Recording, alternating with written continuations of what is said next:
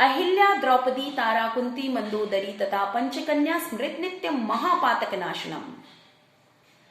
गौतम ऋषि की पत्नी अहिल्या, जिसका भगवान राम ने त्रेता युग में उद्धार किया था।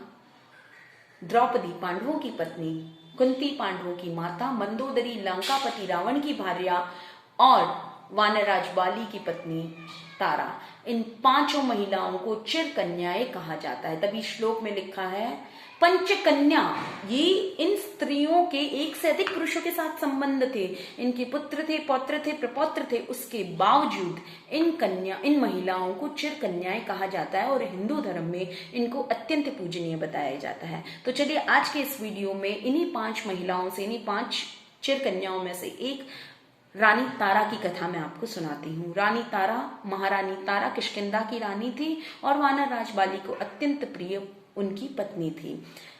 तारा की खास बात थी, वो रूपवती, गुणवती थी और साथ ही साथ एक राजनीतिज्ञ सलाहकार भी थी। वानर राज बाली बिना उनकी सलाह लिए कोई भी कार्य नहीं करते थे, कोई भी निर्णय राजकाज का नहीं लेते थे। इनका जन्म कैसे हुआ, इसके बारे में, इनकी उत्पत्ति कैसे हुई, इसके बारे में कहा जाता है कि ये देवऋषि बृहस्पति की पौत्री थी और कई कहते हैं कि एक अप्सरा थी। और इनका जन्म, इनका प्रादुर्भाव कहाँ से हुआ था? जब समुद्र मंथन चल रहा था तो समुद्र मंथन के समय ये प्रकट हुई थी। समुद्र मंथन के समय वानरराज बाली और वैदराज सुषेण देवताओं की तरफ से मदद करने के लिए आए हुए थे। तो जब तारा प्रकट हुई तो उस समय इन दोनों ने विवाह की इच्छा प्रकट की। तब भगवान विष्णु ने देखा कि विवाद न हो जाए, तो इसलिए उन्होंने निर्णय दिया कि जो व्यक्ति तारा के दाहिने ओर खड़ा है वो उसका पति होगा, क्योंकि पति हमेशा दाहिनी ओर खड़ा रहता है, और जो व्यक्ति बाईं ओर खड़ा है वो उसका पिता होगा। तभी वैदराज सुषेण वही है जो रावण के राज्यवैद्य थे और जिन्होंने लक्ष्मण का भी इलाज किया था। तो इसीलिए वैदराज सुषेण की पुत्री कहा जाता है तारा को, और वो वानरराज बाली से उनका विवाह हो गया। एक बार कहा जाता है, एक बार की बात है, सुग्रीव जब वानरराज बाली का असुरों के साथ युद्ध हो रहा था तो उस समय ये अफवाह उड़ी कि वानरराज बाली का वो वीर गति को प्राप्त हुए, उनका वध कर दिया है असुरों ने। तो जब ये खबर किष्किंधा पहुंची तो सुग्रीव को बहुत दुख हुआ, लेकिन राजा के बिना राज्य नहीं चलता, तो उसने स्वयं को राजा घोषित कर दिया और उसकी पत्नी को पत्नी की तरह रखने लगे। जब वानर बाली वापस आए तो उन्होंने देखकर बहुत क्रोधित हुए और उन्होंने सुग्रीव को वहां से भगा दिया।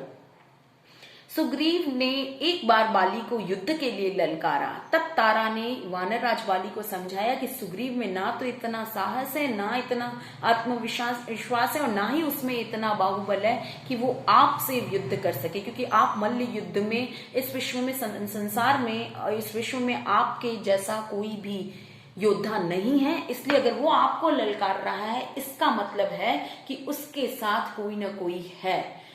लेकिन बाली ने तारा की बात उस समय नहीं सुनी, वो अहंकार में था और वो युद्ध करने गया और परिणाम जानते हैं, भगवान राम ने बाली का वध कर दिया।